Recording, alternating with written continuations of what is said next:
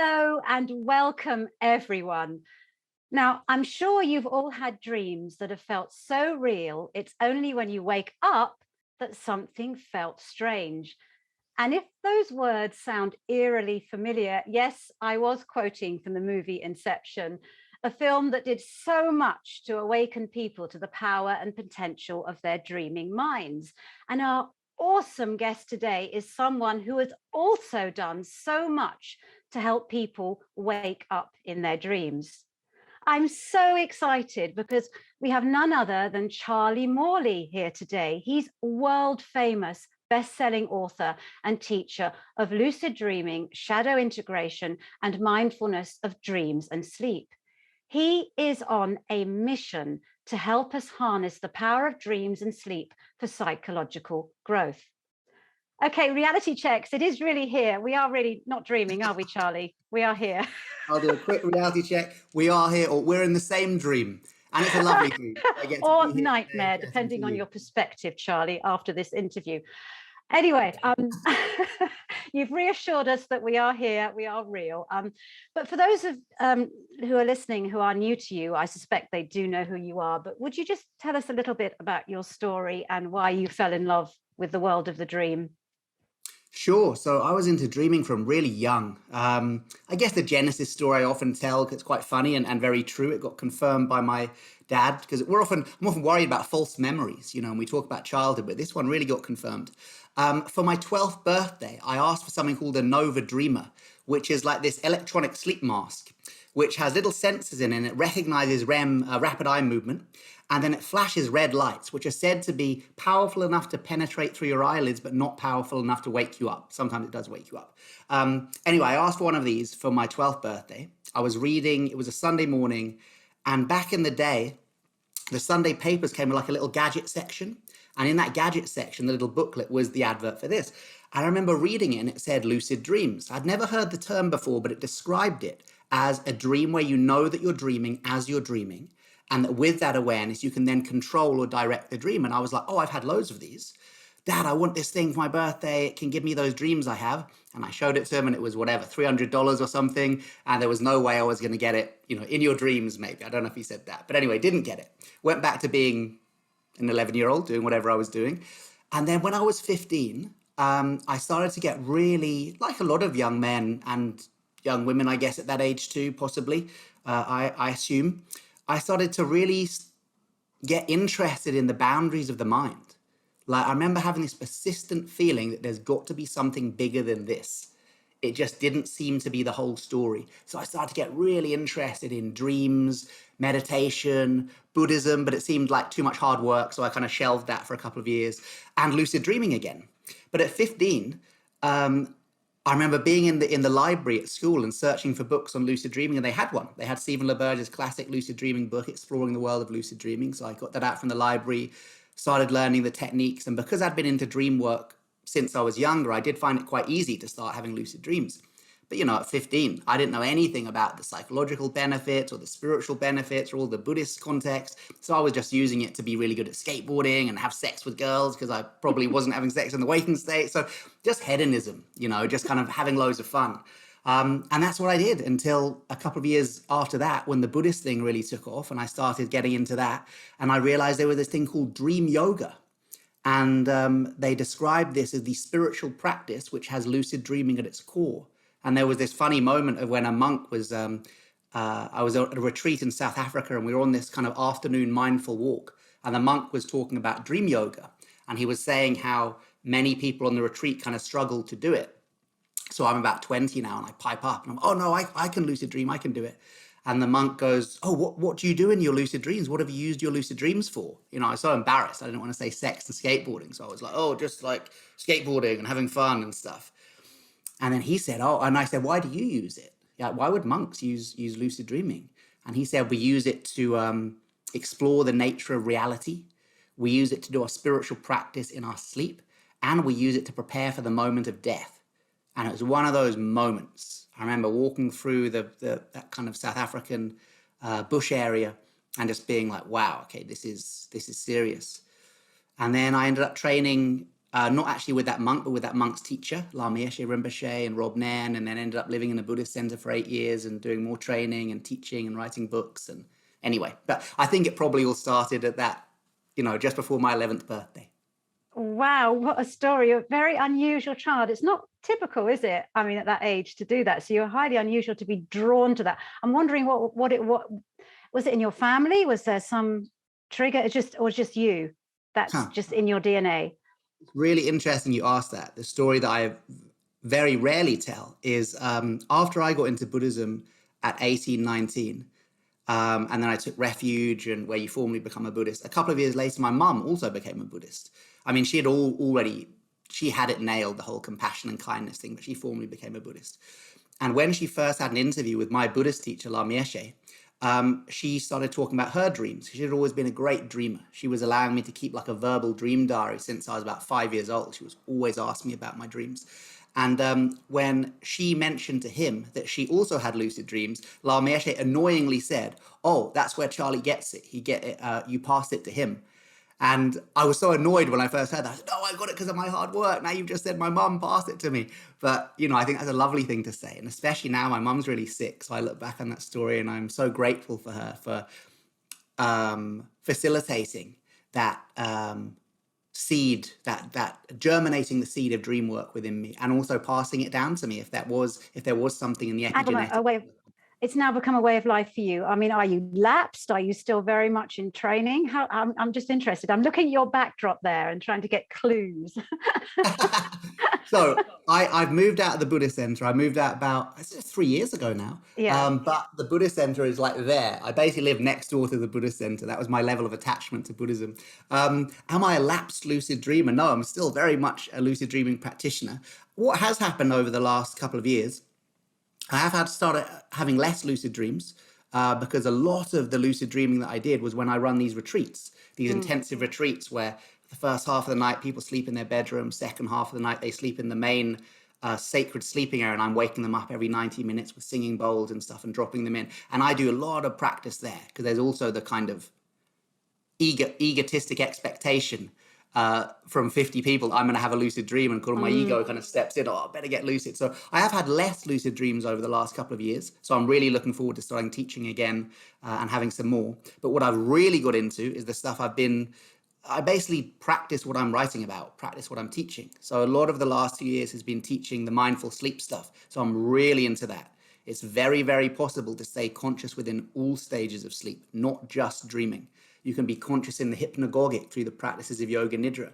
You can be practicing light sleep stage 2 through the practices of conscious sleeping. There's also even the potential of being lucid in deep sleep, although science doesn't recognize that. Of course, REM sleep, lucid dreaming, and then the other side, really lovely state called the hypnopompic, which is that process of waking up in the morning. And if you can just catch that before you fully wake up, there's a wonderful state to meditate in, and that's a really powerful place too. But yes, I am still very much a sleep and dream practitioner.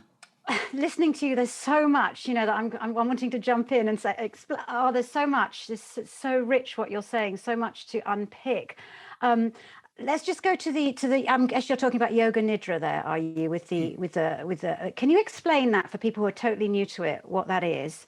And Sure. then the liminal dream state. So, I mean, I'm obsessed with that as well. Moment between sleeping and waking and sleep, and the potential for that, and maybe a technique that people can use. Sure. So this term yoga nidra is the term given to a really old, ancient set of practices within the yogic tradition, which are about meditating upon the moment of falling asleep. So nidra simply means sleep in Sanskrit, and yoga means union. So this is the union of sleep.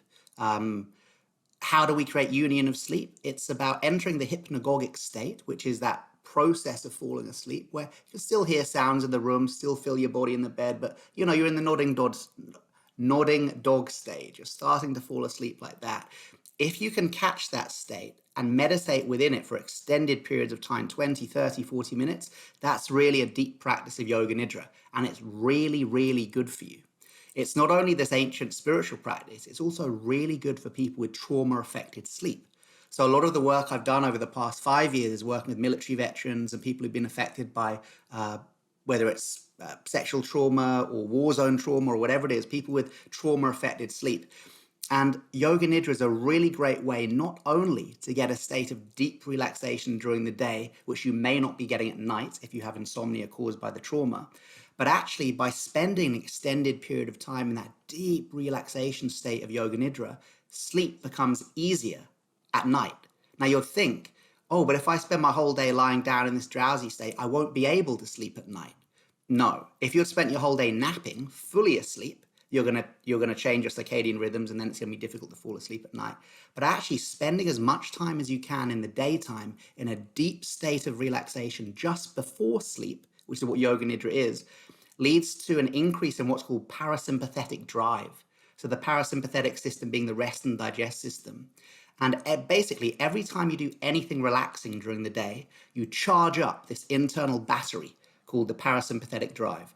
This is why people tend to sleep better on holiday.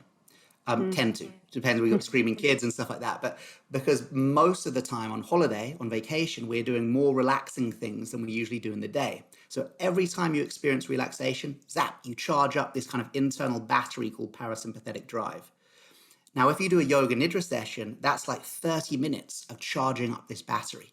And then when you go to sleep at night, regardless of when you did the yoga nidra, even if you practice it in the morning, that battery is still charged till nighttime. When you do want to fall asleep properly, that battery is what helps you fall asleep quicker and stay asleep for longer. So there's a direct link here between deep relaxation and sleep, which can be really, really good for people with stress or trauma affected sleep. Absolutely, so fascinating. I'm just going to do some basic lucid dreaming questions now, because you are the Sure. leading expert now, world famous for promoting it and bring it to attention. And thank you for that. Just some 101s. I mean, for people who haven't had the experience, what's going on? I mean, I had that. I mean, I get the odd lucid dream, but I Mhm. can't trigger it. But Mm. what's going on there for people who, haven't had the experience and would like more? What's going on there? Sure. I think the first thing to know is that most people who don't think they've lucidly dreamt or aren't having lucid dreams, first thing to remember is that as children, you probably did. Mm. Almost everybody listening or watching to this chat now will have had multiple lucid dreams in the past. Really good. Two studies actually from Harvard Medical School that studied children ages 6 to 16, and they concluded that the frequency of lucid dreams in that age group meant that lucid dreaming was a natural part of the developing brain, and that actually it's nothing abnormal. Lucid dreaming is something that children naturally do, not every night, every child, but the vast majority of children experience regular lucid dreams over that 6 to 16 period. I think if they'd have started their research earlier, possibly even kids who are 5 have lucid dreams, but who knows? Um, so that teaches us two important things. One, you have had loads of lucid dreams before, but you were a kid when you had them, so maybe you don't remember. And two, that means that you don't need to learn how to lucid dream. You need to remember. As a child, I used to speak French pretty well, and then I stopped speaking French. Um, then a couple of years ago, I started having French lessons at the Morley College, actually weirdly named with the same surname as I have, and I managed to pick up French really quickly again because I had spoken it as a child. There was something deep inside me that remembered the shape of the words, that knew the language, even though consciously I had forgotten it. It's exactly the same with lucid dreaming. Remind yourself that your inner child knows how to lucid dream. And this is why the way that I teach involves a lot of kind of inner child work. We'll do a lot of art therapy, drawing on the floor. We'll use dance, we'll use movement, we'll use psychodrama to help people learn to lucid dream. And that's not just me because I've got quite a lot of inner child in me. That's not just my personality being reflected in the work. That's a decision based on the science that if we can work back to lucid dreaming through the inner child, we're going to a spot that remembers how to do it. And just like me learning French more easily, that will be a more easy way to learn lucid dreaming. So that's the first thing I'd say. You probably have, so that can remove a big barrier. And the second thing is it is a learnable skill. That you can teach yourself to lucid dream. It's not for special people. It's not for spiritual people. You can do special and spiritual things through lucid dreaming, but it's a human quality. If you dream, and by the way, everybody dreams. I'm sure people watching this will know that, but just in case there are any skeptics out there, there is no way to stop the human brain from dreaming other than a heavy head injury or a stroke. And even if you have had a stroke or a heavy head injury, within a few weeks, and definitely within a couple of months, the brain actually rewires itself so it can begin dreaming again. Because dreaming is so important for our evolutionary survival, there's no way to stop doing it. So everybody's dreaming every night. We just don't always remember them, as we all know. So we all dream. We all have the capacity to lucid dream. It is a learnable skill. What's next? Learn how to do it. There's loads of free resources on the web. There's my books, courses. I've got free ones, paid ones, whatever you like. It doesn't have to be through me, but learn to lucid dream. It does take some effort, but so does learning yoga or martial arts or a new language or something. It's no more effortful than learning any other skill. But I think because it does affect our sleep, and sleep is a place that we kind of associate with lack of effort. Sleep is the bit where we Yeah. switch off. When you tell people that in now and sleep, I want you to apply effort, there's often a strong resistance from the ego. Yeah. So I think that's something we need to work with, but it is a learnable skill. You can do it. And really, one lucid dream can change your life, just one. So it's a peak experience. It's very powerful. I really encourage people to do it. It's so exciting. And I love what you're saying about the inner child, because so much I find in my research as well, so much of spirituality is going back to that inner child and all the qualities we Nice. were born with: adventure, Nice. spontaneity, Yes. compassion, uh, a loving heart, and the ability to lucid dream. And yes, everybody listening, you are dreaming beings having a human experience Yes. of that. Yes. I have no doubt. And also, what I love about dreams is that they unite us all, because whoever you are, whatever your race, culture, age, belief, you dream. It's such a Absolutely. absolute uniting thing. But Lester, you touched on trauma as well, and we are living in very traumatic times. And I must admit, sometimes I find when I talk about the dream world and spirituality, I feel almost like it's ineffective approach to the world that we live in right now. And sometimes I feel, is it escapism? I'm going to talk Mm. about that wonderful Ernest Hemingway quote. I love to sleep, by implication dream, because my life has a tendency to fall apart when I'm awake. Huh. Is it escapism? I'm playing devil's advocate here. Is it escapism? Is it really going to help, the global trauma that the world's going through, not just through COVID, but what's happening on the global stage, and will continue to happen because man has a tendency, or humanity has a tendency to attack other Yeah. humans. You see what I'm trying to articulate here? Yeah. Again, I'm playing devil's advocate because I know the spiritual path is key for our survival. But how do you feel at the moment? Sort of Such talking a good about point. dreaming in the Yeah. midst of crisis. So just yesterday at the Dream, I do these kind of free monthly Dream drop-ins. You get a lot of people there who had, from all different countries. And someone was asking, is there a way I can use my lucid dream to somehow beneficially impact what's going on in the world? And we kind of discussed the possibility of becoming lucid and calling into the dream, for example, Putin. And the thought then was, oh, and then do we call him in and kind of fight him and tell him to stop doing what he's doing? No, we call in our inner Putin and hug them and show them love and embrace them. And at least what we're doing there is showing love and affection to our inner wounded tyrant or dictator or politician, however you view the man. And at most, if enough of us do it, we might be sending something out to the collective that might in some way affect the actual external Putin or people involved in the war. So we were discussing that, and we realized that even if it makes no impact on the outside world, the quickest and easiest and most effective way to change the world is to change ourselves. If enough people integrate their own inner war zone, their own traumatized self, their own unintegrated shadow, there will be a powerful ripple effect, which is actually way more powerful than the often escapist notions that, oh, we can use the lucid dream to just send love to everyone and then the war will stop. It's like, I kind of love to believe that. And I would so wish it were that simple, but I'm just not sure it is. But what we Mm. can do is use the lucid dream state to integrate our own stuff. And by direct virtue of doing that, we impact the world. Could lucid dreaming itself be used as an escapism? Absolutely. What was I doing at 15? I was using it to just be really good at skateboarding and have sex. I wasn't having sex in the waking state. That's real escapism, right? That's kind of Yeah. classic wish fulfillment stuff. But I can tell you those lucid dreams I was having at that age were very short. It's like there was no kind of it was as if the dreamer was letting me in and being like, oh, you're a kid, you're just messing about. Okay, you're out. Whereas there's a real direct correlation between the length of lucid dreams and what you're using them for. Like if you're using your lucid dreams for inner healing, to do the shadow work, to integrate your trauma, to even use the lucid dream as like a space to send prayers or love to another, the dream extends. It's like directly correlated. And you realize Yeah. there's some sort of intelligent mechanism in the dream that kind of knows if you're using this as a sacred space, I will let you spend time in here. If you're just messing around and using it for escapism, yeah, you can have a lucid dream, but you're going to get chucked out pretty quickly. I think in the same way, I was once at a mindfulness conference talking about the work with veterans, and someone else was talking about mindfulness in the military. And they talked about a mindfulness program that had been taught to 2 units, well, multiple units in the American Army, but there were stories from 2 of these units.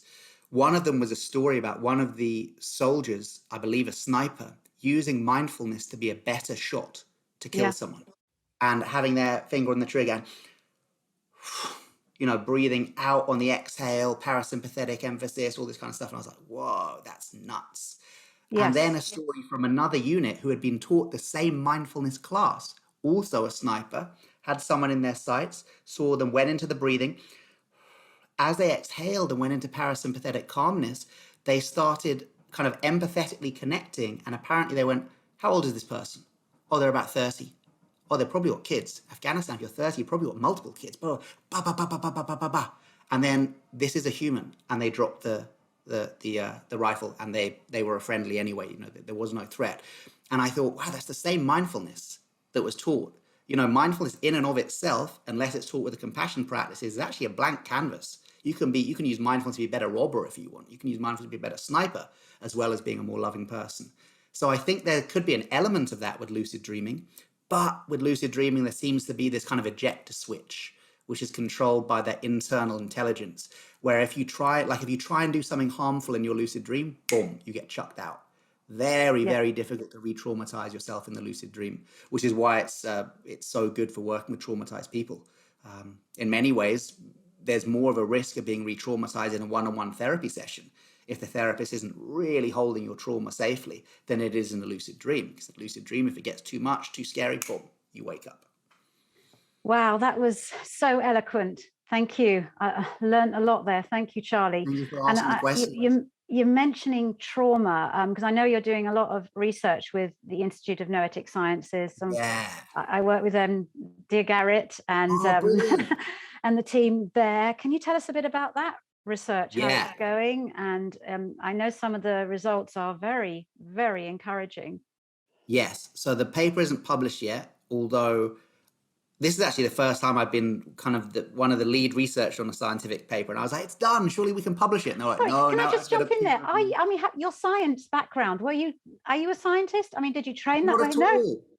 My Great. background, I did my degree in script writing. Great. I used to write plays and poems and was, Same a thing. Yeah. storyteller. Wow. And And then you're I lead ran researcher. And then I ran Excellent. a hip hop group for 10 years, putting on breakdance events and stuff like that. So, no, my only qualification as far as lucid dreaming is going is the training with Lama Yeshe and the experience of doing it. So, no, Only. I knew nothing about scientific papers. So, suddenly my name's on this paper along with Garrett. And I was like, oh, it's finished. We can just Go publish it. you. That's brilliant. I had no idea how long it takes. So, it's going to be a few more months before it's published, but I can tell you some of the results. Please. We had 55 people, all of whom had clinical PTSD. Now, I've never worked with a group with 100% PTSD. Even the veterans groups, veterans and military groups, maybe you've got 70, 80% with PTSD, which is very, very high percentage, but never 100%. So I remember the day before the study, the funder said to me, so how many lucid dreams do you think we'll have? And I was like, with a group of 100% PTSD, maybe none, dude. I might spend the whole week just helping these people sleep, let alone have a dream. What I realized was that was a very naive assumption. What we found was actually the fact that everybody there had PTSD meant 2 things. One, there was a sense of collective shared experience that created a very powerful group dynamic towards healing. And number 2, they had a very good reason to be there. Everybody had gone through PTSD therapy that had not worked. That's why they had come to this study, and they were ready for something that would work. They had a really good reason why. And the why is way more important than the how as far as lucid dreaming goes. So we had a mixture of people who were in the military, were veterans, from a Vietnam veteran to the more modern wars, more contemporary wars. We had a lot of people there who'd had a childhood sexual abuse, so kind of complex PTSD. And the aim was in a week to teach them lucid dreaming, and that for them to have a lucid dream, and once they were lucid, engage a form of healing. Now, what did that look like? For example, the people with sexual trauma, we worked directly through the inner child.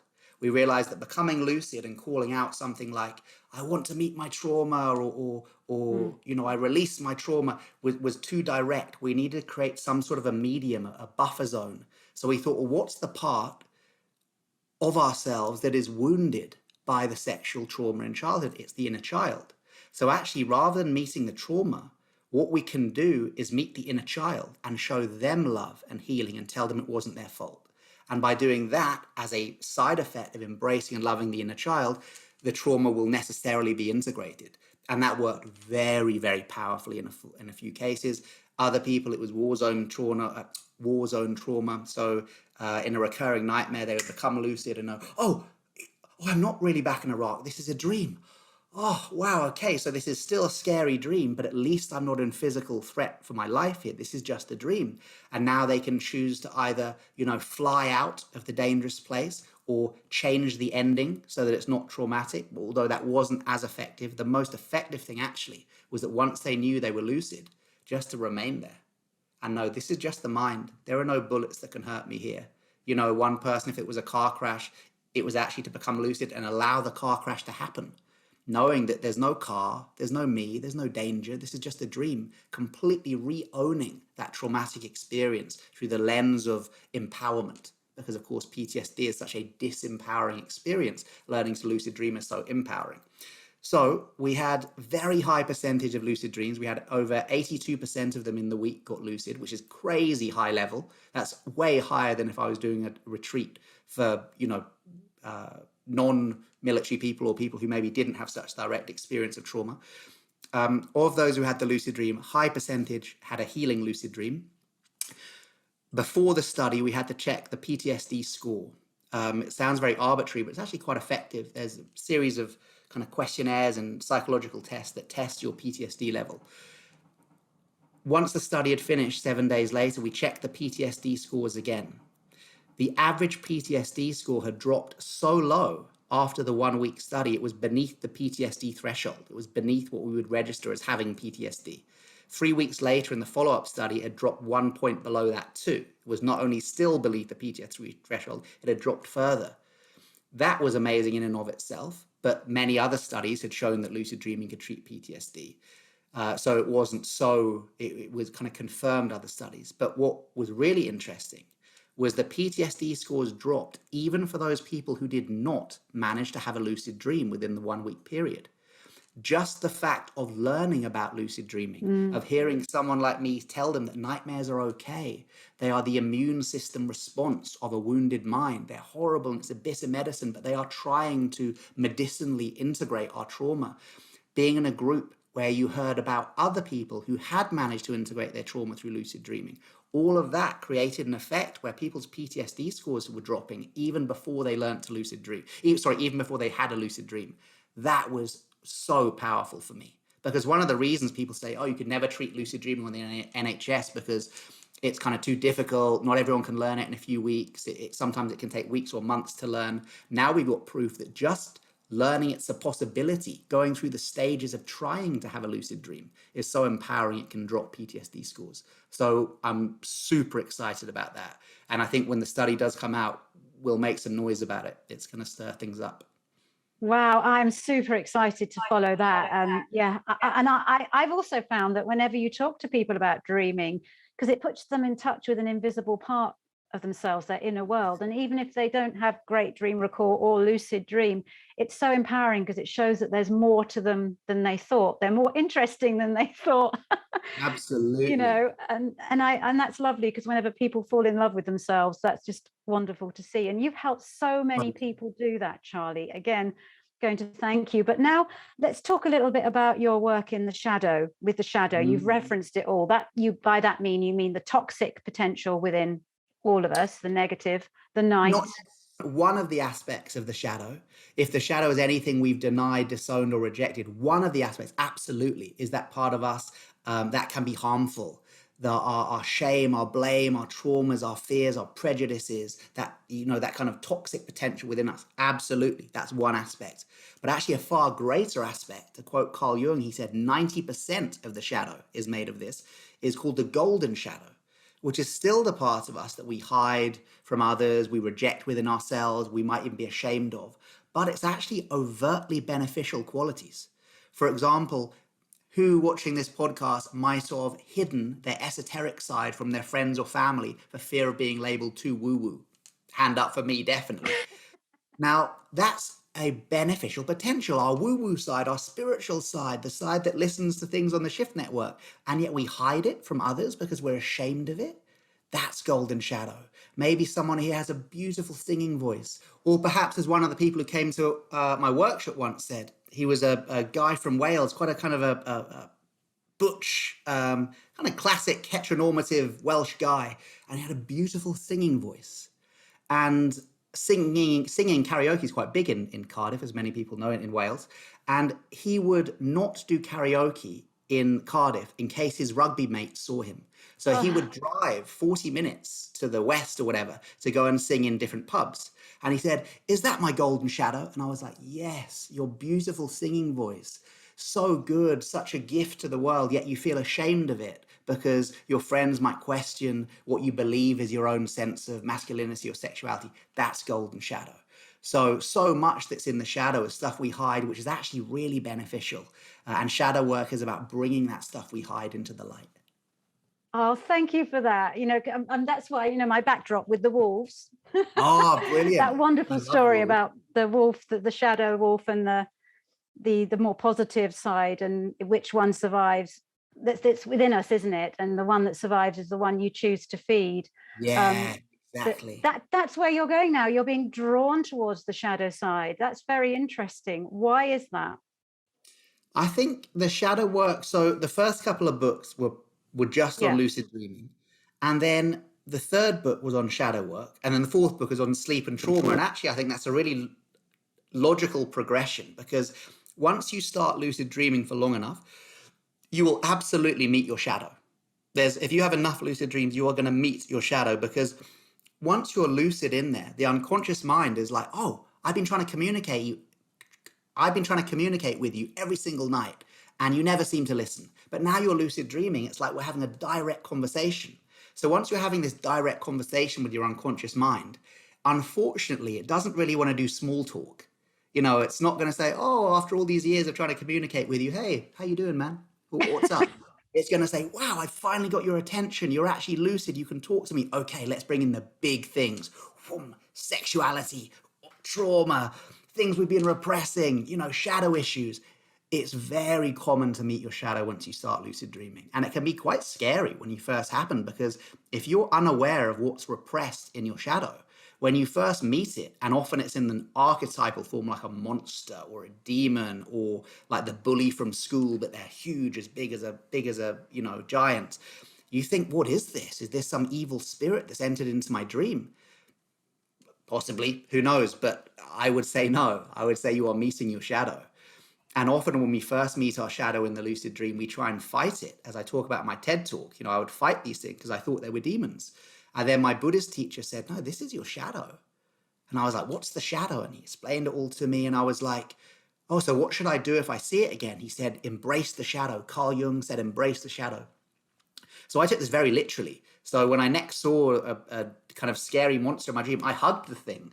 And when I hugged it, it dissolved into light. Yeah. And I was hugging myself. And I was like, whoa, it was me all along. It was so filmic, so cinematic, to hug this monster and then it turns into me. And then a couple of months later, I told my Buddhist teacher that story. And I said, "Was that shadow integration?" He was like, "Yeah, that was totally shadow integration, but you're crazy. I didn't mean literally hug the thing." And I said, "What do you mean?" He said, "Embrace the shadow." And he was like, "Embrace the shadow is a metaphorical term. It means to like face and to move towards, not literally Understand. hug it." But ever since then, he said, no, go ahead, hug it.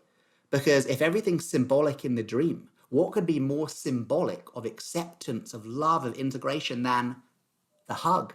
You know, that is a symbol, universal symbol of integration. So yeah, hug. If you're in a lucid dream and you see something scary, something aggressive, something traumatized, that is a wounded part of yourself. And what does the wounded part of ourself need? It doesn't need violence, it needs love.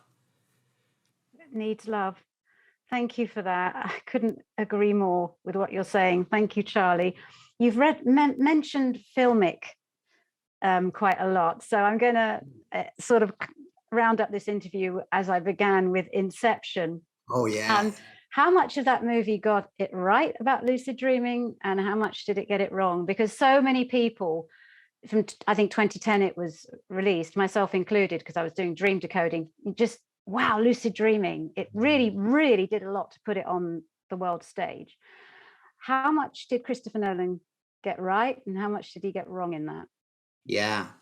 It was such a great time when that movie came out, because also 2010 was when they did the first fMRI on a lucid dreamer, where we got, although lucid dreaming had been scientifically verified since the 70s, no one had actually got a live image of the brain until this dude in Germany fell asleep in a brain scanner and had a lucid dream, and they actually got it on camera.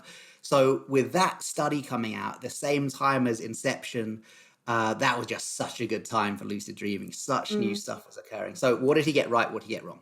I think what he got wrong was all the people with guns fighting their shadow elements and killing You them. need to dream That's a bit bigger, darling. Yeah.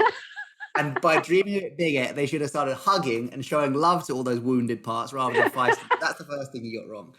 He did get a lot right. You know, he got the thing, he kind of had a version of reality checking, which you got me to at the beginning, where I checked my hand, 5 fingers and a thumb. I might have even done a finger pull. This is a way to tell if you're in a dream, because, you know, if you pull your finger like that in a dream, the finger goes whoop, so you can tell if you're dreaming.